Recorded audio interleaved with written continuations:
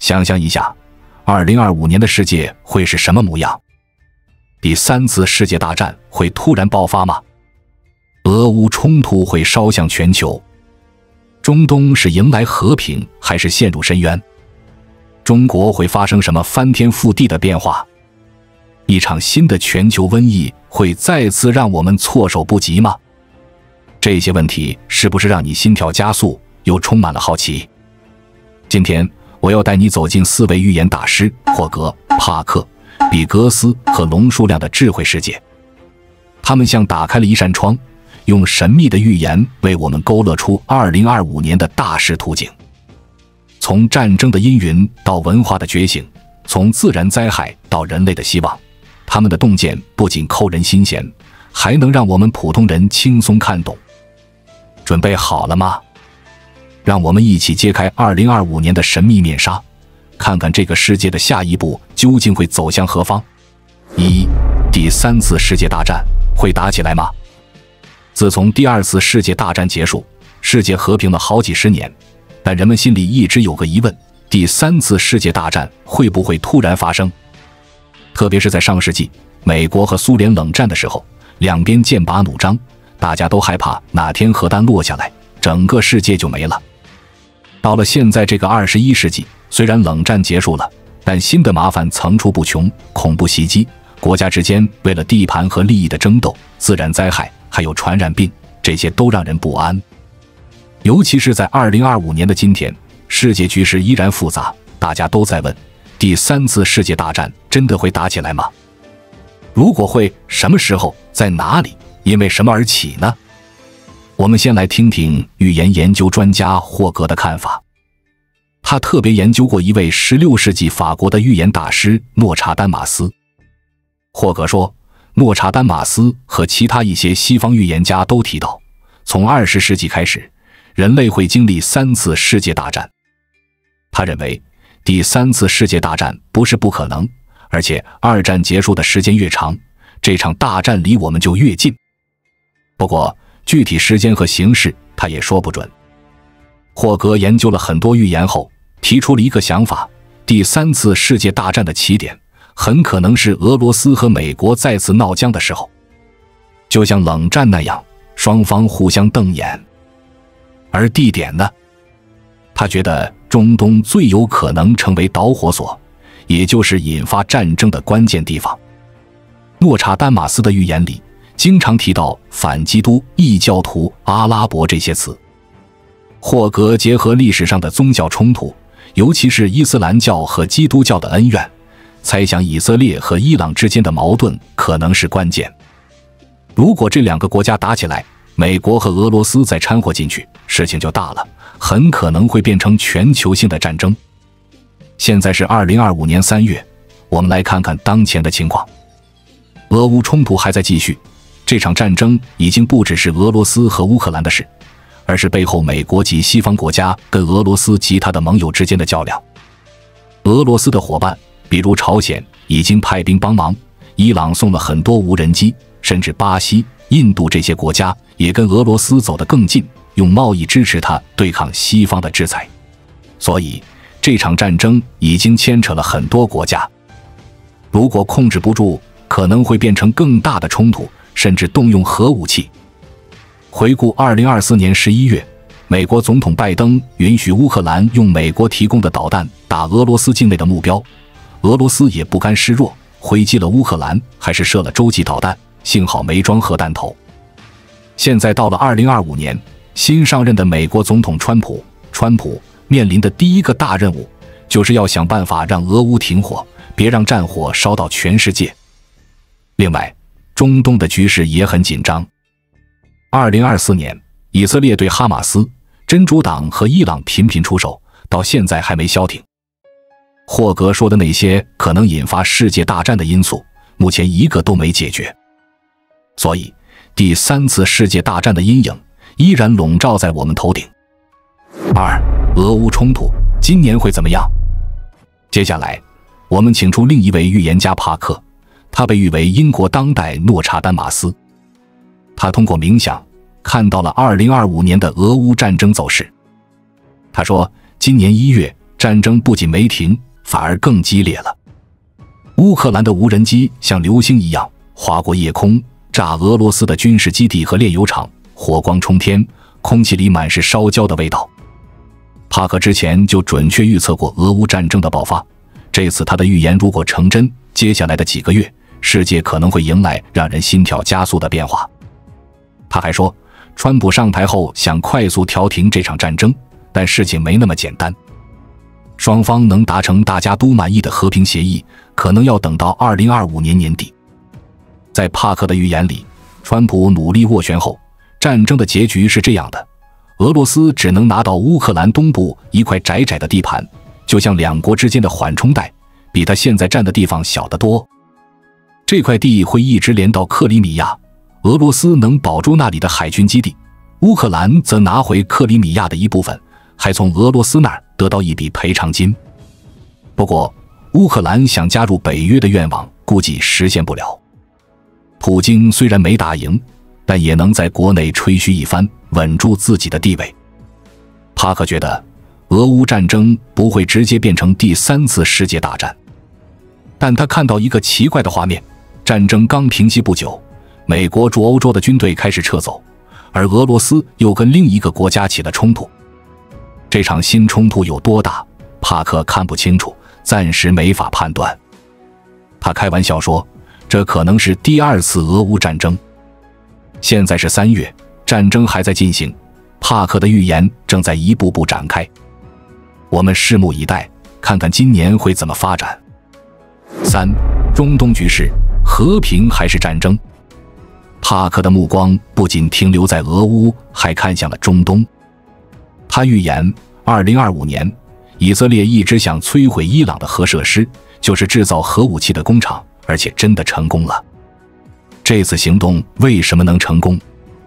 帕克说，有几个关键点。首先，以色列的情报机构摩萨德先搞乱了伊朗的网络系统，让他们的防御瘫痪。然后，以色列战机从附近的基地起飞，轰炸了伊朗藏在地下的核工厂。任务完成后，飞行员都安全回来，还有无人机从海上航母起飞帮忙，很可能是美国在背后支持。不过，伊朗没大规模报复。帕克看到，伊朗的最高领袖哈梅内伊因为健康或其他原因退位了，新上来的领导人跟以色列在2025年底签了和平协议。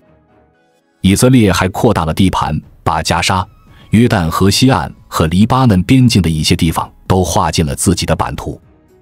到年底，中东似乎平静了一些，但小规模冲突还在继续。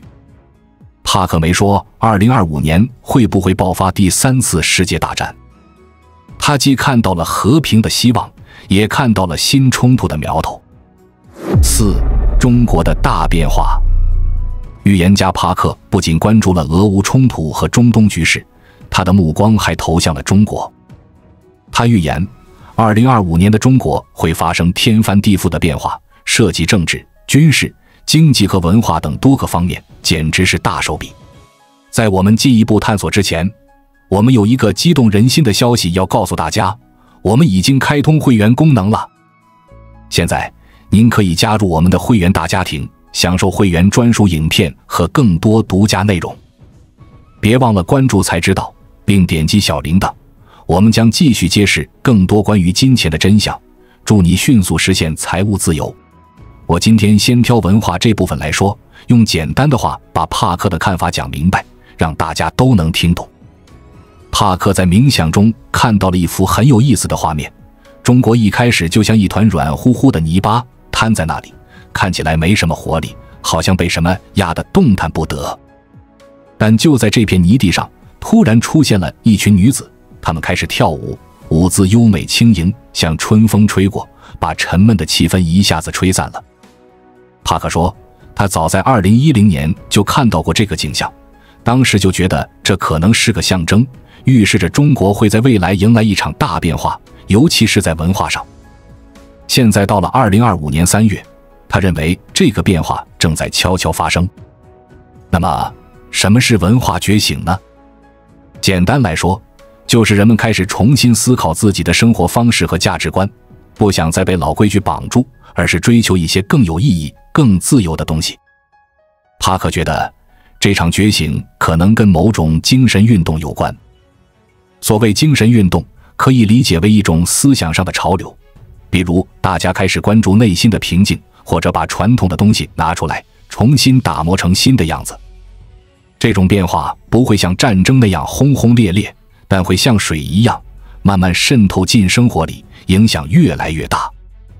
帕克为什么把中国比作一团软泥呢？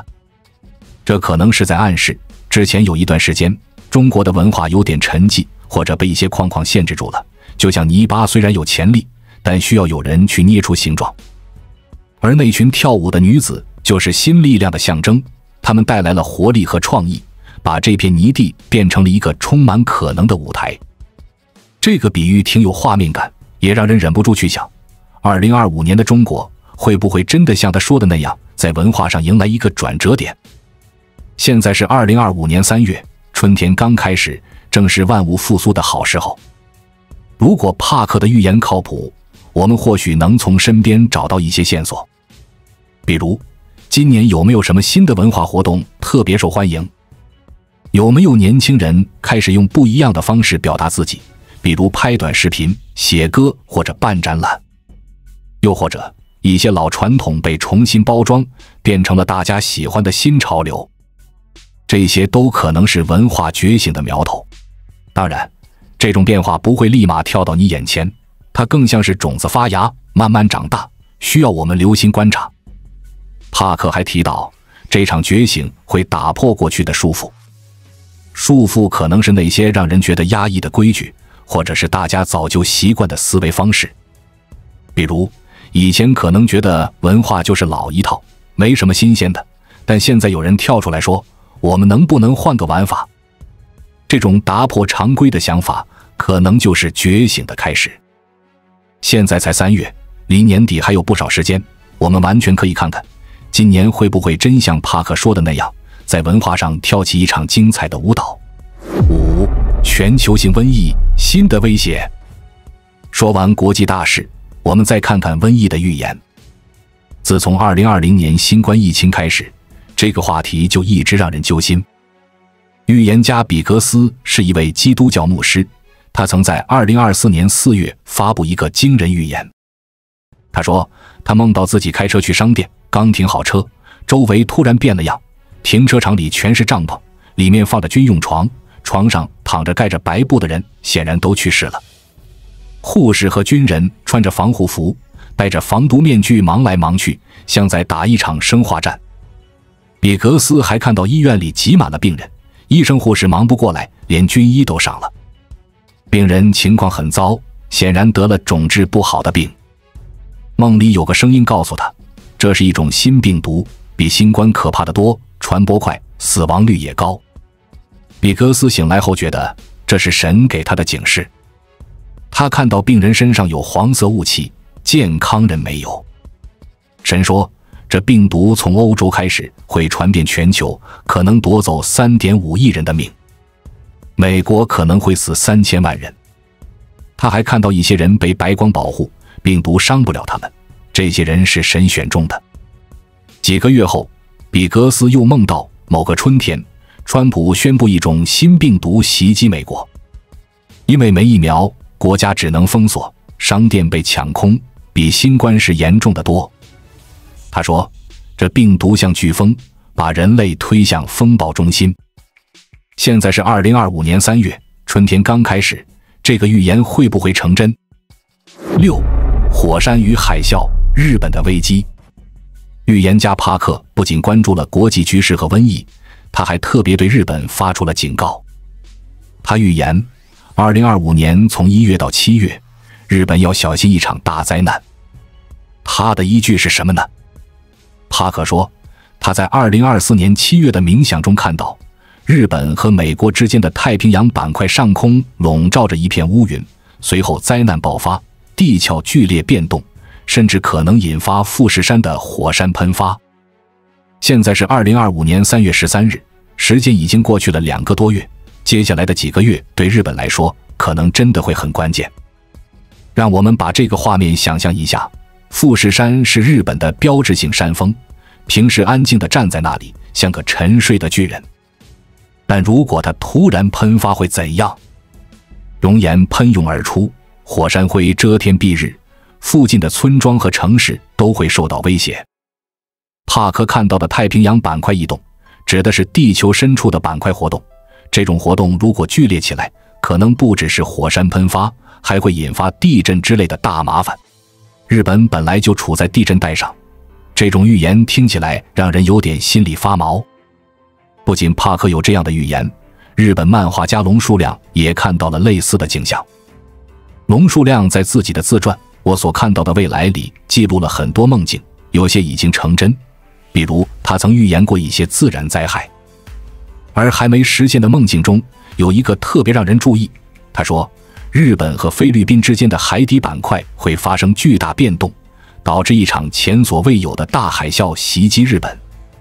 他在书中提到，这个灾难最可能发生在2025年7月。海啸是什么呢？简单说，就是海底震动后，海水像一面巨大的墙一样扑向陆地，能把沿海的一切都卷走，威力惊人。想象一下，如果龙树亮的预言成真，2025年7月，日本沿海可能会突然遭遇巨浪，房子被冲垮，港口被吞没，人们四处逃命。那场面想想都让人害怕。而帕克和龙树亮的预言时间重合，都在2025年的前7个月，这就更让人觉得这段时间可能真会不太平。现在是3月中旬，离7月还有3个多月，时间不算远了，日本是不是该多做点准备呢？当然，预言不是100%准的科学预测，而是像一种提醒。帕克看到的乌云和地壳变动，可能只是象征性的暗示某种风险。龙树亮梦到的海啸，也可能是他潜意识里对日本地理位置的担忧。毕竟，日本处在环太平洋火山地震带上，火山和海啸的风险一直都存在。但2位预言家不约而同地提到2025年，还是让人觉得有点巧合，也有点紧张。现在是2025年3月，年初的1月和2月已经过去，日本暂时还没传出什么大灾难的消息。但接下来的4月到7月，尤其是7月，会不会真像他们说的那样发生什么大事呢？如果真有火山喷发或者海啸，日本的应急措施能不能顶住？比如，政府会不会提前疏散人群，加强沿海的防护，或者准备好救援物资？这些都是值得关注的问题。帕克和龙树亮的预言，给人的感觉既是警告，也是提醒。他们没说灾难一定会发生，但提醒大家2025年的前7个月，日本的风险可能会比平时高一些。现在才3月，时间还来得及，不管是政府还是普通人，多留个心眼总是好的。如果真有那么一天，希望日本能平安度过，别让预言变成现实。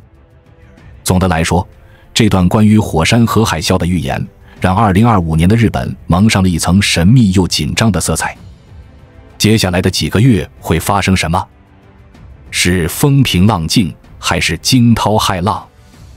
让我们一起关注吧。帕克说，人类现在站在十字路口，需要改变。他预言，一位精神领袖会像超级英雄一样出现，带领大家觉醒。虽然未来有苦难，但光明终会到来。我们会走出黑暗，进入黄金时代。视频前的你怎么看这些预言？欢迎留言讨论，关注我，我是才知道，带你解锁更多金钱的真相。